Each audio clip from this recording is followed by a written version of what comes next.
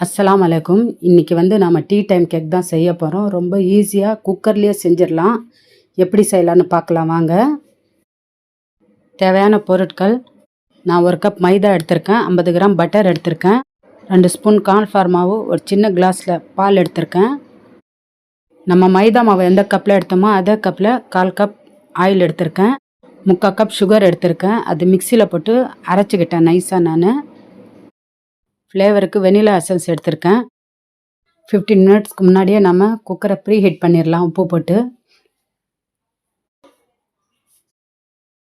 3 முட்டை எடுத்திருக்கேன். நான்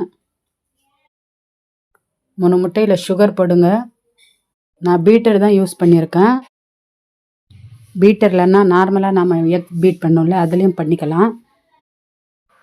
1 spoon vanilla essence, 1 spoon pineapple essence போட்டிருக்கேன். ஃப்ளேவர் நல்லாயிருக்கும் அந்த மாதிரி போட்டால். 5 நிமிஷம் பீட் பண்ணிக்கோங்க, நுர வர்ற வரைக்கும். மைதா மாவில் 1 ஸ்பூன் பேக்கிங் பவுடர் போட்டுக்கோங்க, 1/2 ஸ்பூன் பேக்கிங் சோடா போட்டுக்கோங்க.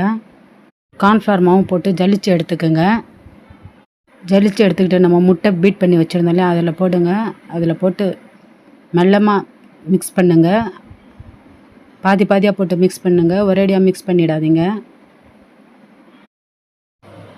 என் சமையல் பிடிச்சிருந்தா சப்ஸ்கிரைப் பண்ணுங்கள், லைக் பண்ணுங்கள், செஞ்சு பார்த்துட்டு கமெண்ட் பண்ணுங்கள். ஆயிலையும் பட்டரையும் கொஞ்சம் கொஞ்சமாக போட்டு மிக்ஸ் பண்ணுங்கள். உங்களுக்கு கையால் பீட் பண்ணுறதுக்கு கஷ்டமாக இருந்தால் நான் மிக்சியில் போட்டு பண்ணியிருக்கேன். வீடியோ என் சேனலில் போய் பாருங்கள். கேக் டின்னில் ஆயில் தடவி நம்ம பட்டர் ஷீட் ஒட்டிக்கலாம், இல்லைன்னா மைதா மாவு கூட தூவிக்கிங்க.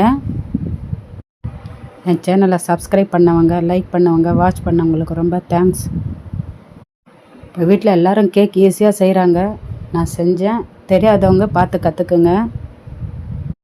நம்ம பசங்களுக்கு கேக் வெளியே வாங்கி கொடுக்குறத விட வீட்டில் செஞ்சு கொடுத்தா நல்லா ஹெல்த்தியாக இருக்கும். நம்ம கோதுமை மாவில் கூட செஞ்சு கொடுக்கலாம் பசங்களுக்கு. பட்டரையும் ஆயிலையும் நல்லா மிக்ஸ் பண்ணிவிட்டு நம்ம கேக் டின்னில் போடலாம். உங்களுக்கு எந்த மாதிரி சமையல் வேணும் கமெண்ட் பண்ணுங்கள், நான் செஞ்சு போடுறேன். நான் கேக் டின்னில் கேக் மாவு போட்டுட்டு நல்லா தட்டுங்க. ஏன்னா நடுவில் இது நிற்கும், காற்று நிற்கும். நல்லா தட்டிட்டு பார்த்து வைங்க. குக்கரில் வைக்கிறப்போ ப்ரீ ஹீட் பண்ணது ரொம்ப சூடாக இருக்கும். எனக்கு ஒரு 15 மினிட்ஸ் ஆக்கிறதுக்கு 15 மினிட்ஸ் ஆச்சு. வெந்துடுச்சா வேலைன்னு ஸ்பூன் குத்தி பாருங்கள். மாவு ஓட்டலைன்னா வெந்துடுச்சுன்னு அர்த்தம். மேலே கொஞ்சம் பட்டர் ஒட்டிடுங்க.